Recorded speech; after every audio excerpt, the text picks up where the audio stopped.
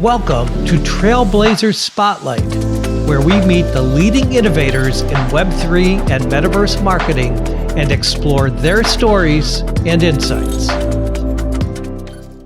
The star of this Trailblazers episode is Raakhee Miller, the CEO of Mojito, a leading NFT platform solution that enables companies to create new, valuable business verticals and has generated more than 100 million in sales. Mojito launched in 2021 with a 20 million raise and a $100 million valuation from strategic investors like Sotheby's Creative Artist Agency, NEA, and More Capital.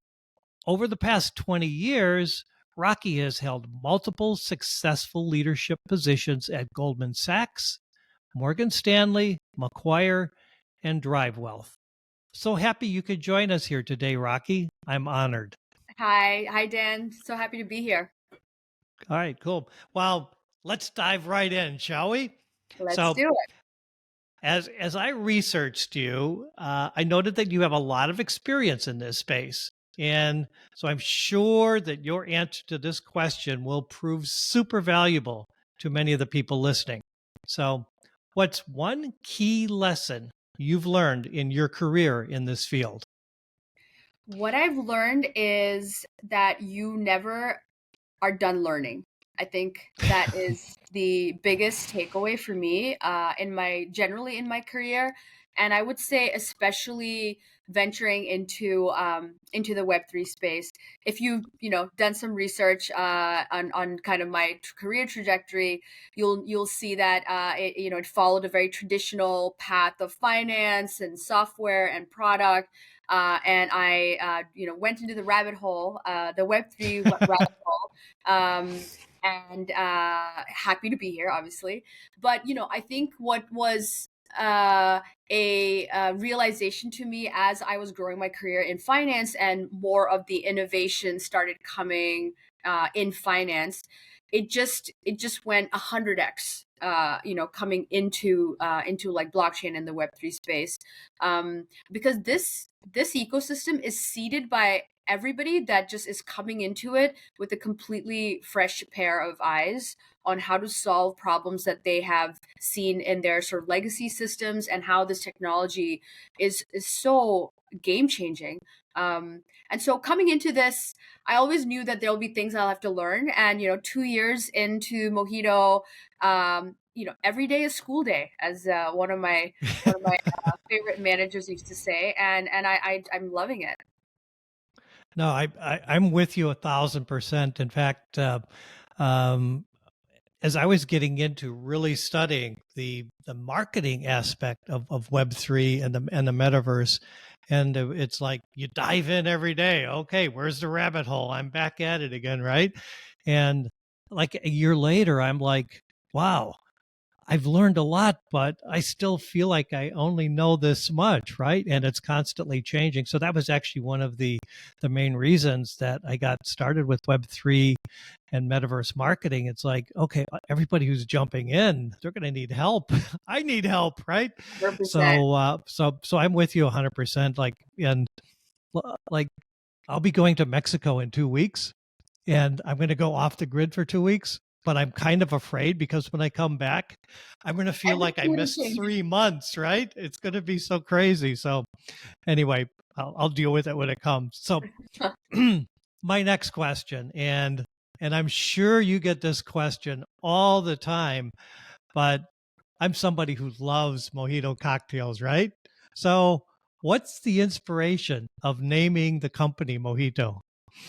So it's a true story. There was a Slack thread around, what should we call it? So Mojito, just a little backstory. Mojito started as a company that incubated out of Serotonin, one of the Right. preemptive, Web3 marketing companies out there.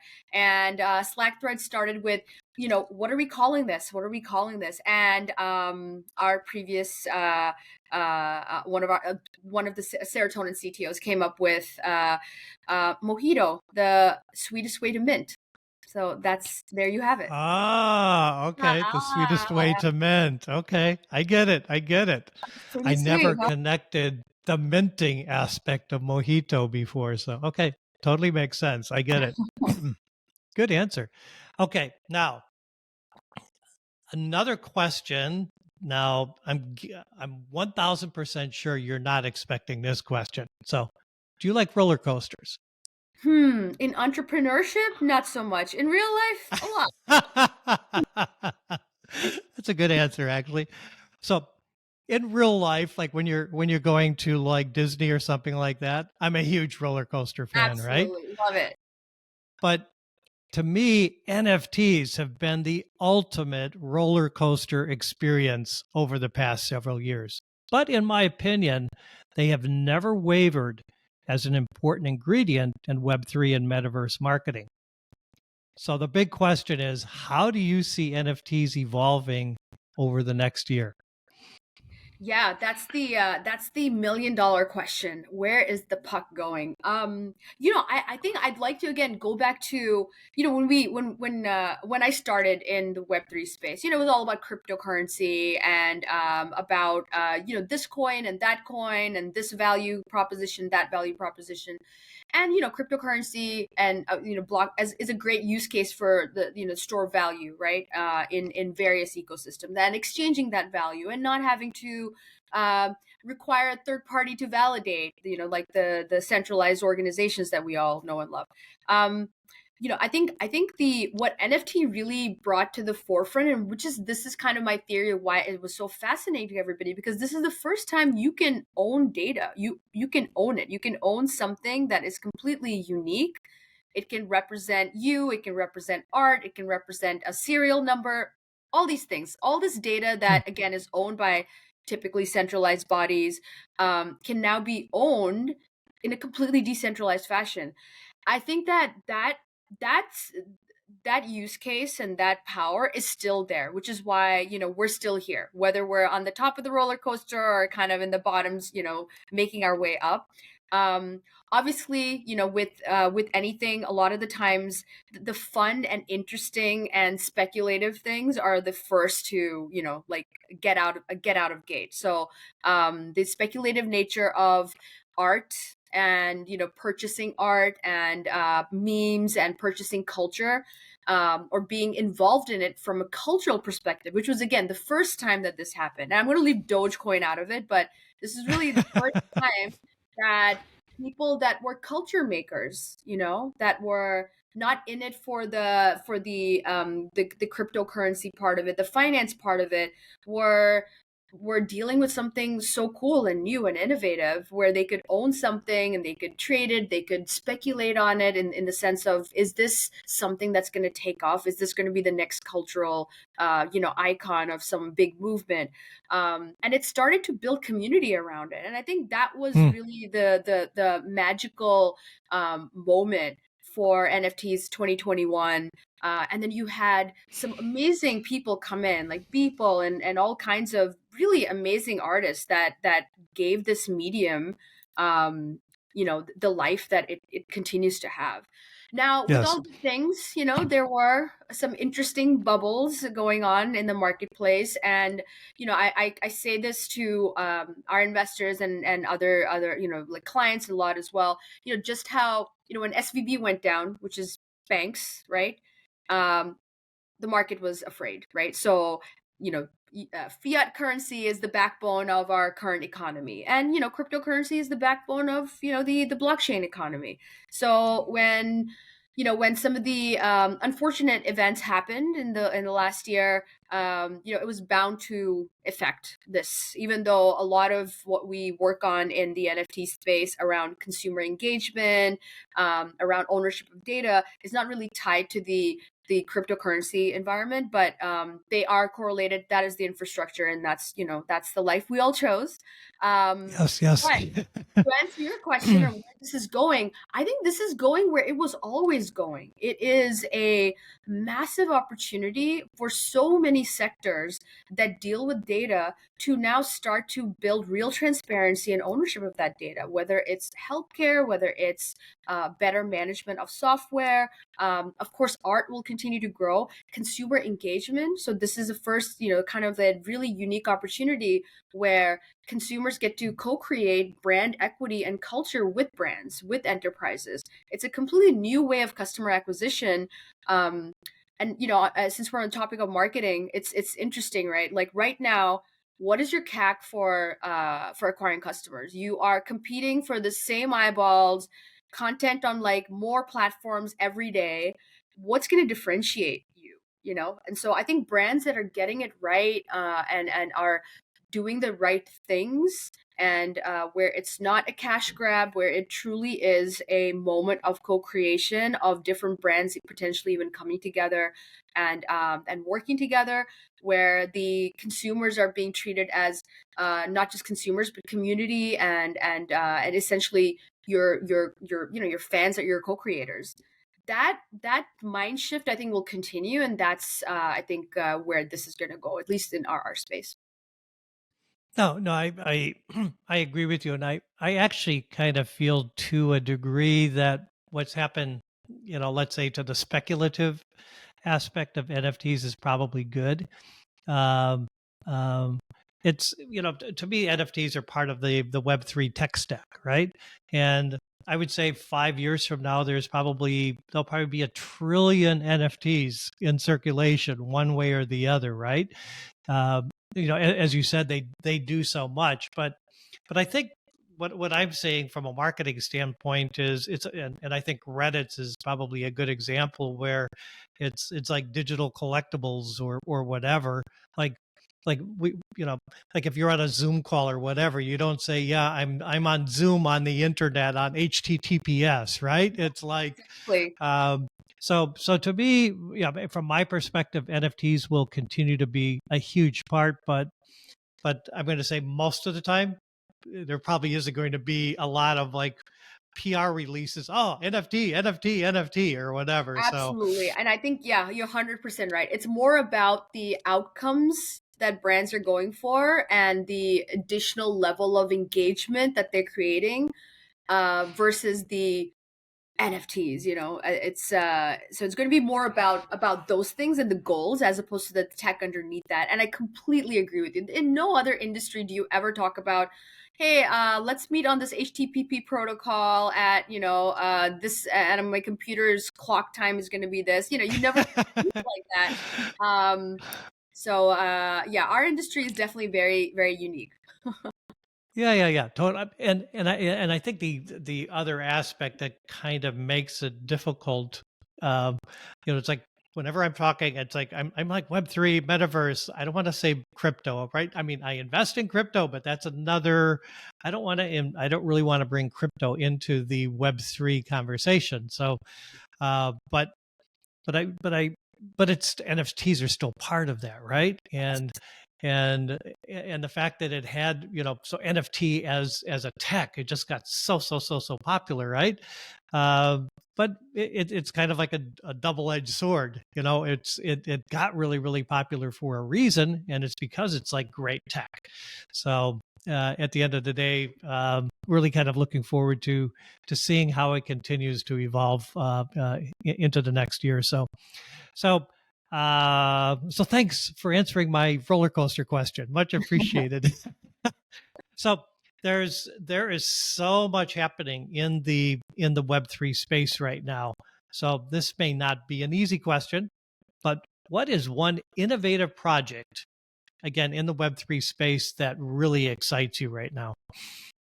I'm gonna take one of the projects that we're working on. It's not live yet, but I can talk a little bit about it. I think a really great use case for NFTs is digital representations of physical items. And I think nowhere is that So more. are we gonna use the word phygital or no? I was gonna see if you would say it first, and then I would. I People either love it or they hate it. Okay, let's be honest here. Everybody hates that word, but it's the As soon as somebody, I think most of the people in the industry anyway, as soon as you say it, you know what they're talking about, right? So exactly. And but it's like such an important use case, right? Because you think about a lot of physical goods, and now I'm not talking about not cryptocurrency, not houses and things like that. Tying back to culture, culturally we have luxury goods, bags, things we treasure that are physical goods, and increasingly with additional like regulatory pressures in, for example, like Europe has this passport program now where everything has to have their entire logistics down to where it was made, who made it, and whether it's ESG, et cetera, et cetera. So I think all of these things are going to continue to play out, and the ability to tie something, like absolutely tie it without any doubt, a physical to a digital, is going to be important, and more and more people are going to interact with the digital in order to move the physical or represent ownership of the physical, exchange it, trade it, maybe rent it. So that's a very interesting industry where it's this is solving a real problem. So if you think about a luxury brand that's trying to make its next handbag, car, you name it, right? And now they have the opportunity to create a pre-order market in order to assess demand, what customers want. They can use that as an amazing engagement opportunity to engage with their consumers on how to design it, create a DAO on figuring out when should we release this, should we do this color, should we do that color. So again, yep. you're creating that environment in this pre-order market. You're then assigning digital ownership to the physical good, and then the physical good gets sent to you, or mailed to you, or rented out or built to your spec. So I think that's Yeah. a really interesting use case that we're doing some work on at Mojito. We think will be super interesting. I totally see a world where every physical thing you have will have, an NFC chip in it, and it'll create a token so that you own it, and then the resale value of that, it'll fight piracy, and so there's a lot there. I think that could be a really huge market, and it continues to.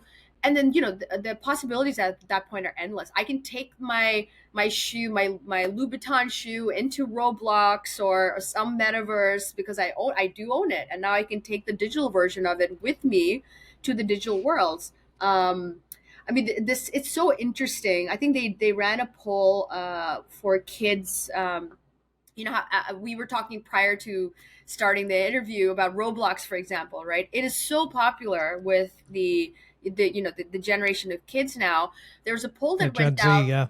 Yeah, a poll went out on would you rather own something digitally or physically? And more of Gen Z is relating to, I'd rather own it digitally, because the Yep. reach of I saw that poll that as well. Yeah, very interesting. fascinating. And so this is where it's all headed. And how can you own something digitally if you can't own it? That's NFTs. How would you know No, no, if no. it's yours and it's unique? No, 100%. And that's why I was saying it's like, 5 years from now, there'll be like a trillion NFTs. And then again, some are going to have a lot of value, and others are going to be like, maybe H&M. Every time they sell something, they have an NFT that guarantees like, where it was made or whatever, something like that. Right. So I totally see that. And then maybe if it was like you know, a really valuable H&M collection, maybe those NFTs become valuable someday. Who knows, right? It's you never know. So, um, I was on your website, and because I hadn't been on it in a while, so I was on it recently, and really really impressed with your various like Web3 service offerings. But if you had to explain in your own words, what is the one thing that makes Mojito unique in the Web3 marketing space? So I think if I have to just say one sentence, this is going to be, or one thing, we're the go-to-market partner for large enterprise and brands. So what that means is most of the brands and enterprises we're working with, uh, we take care of everything from concept to validating concepts, where we will go back and forth with our clients on what's working, what's not working, so that things that are out there are not tone deaf. They're relating to what the environment is now. So everything from concept to design to build out to then obviously our infrastructure. We also facilitate their go to marketing and their go to market and their marketing strategy.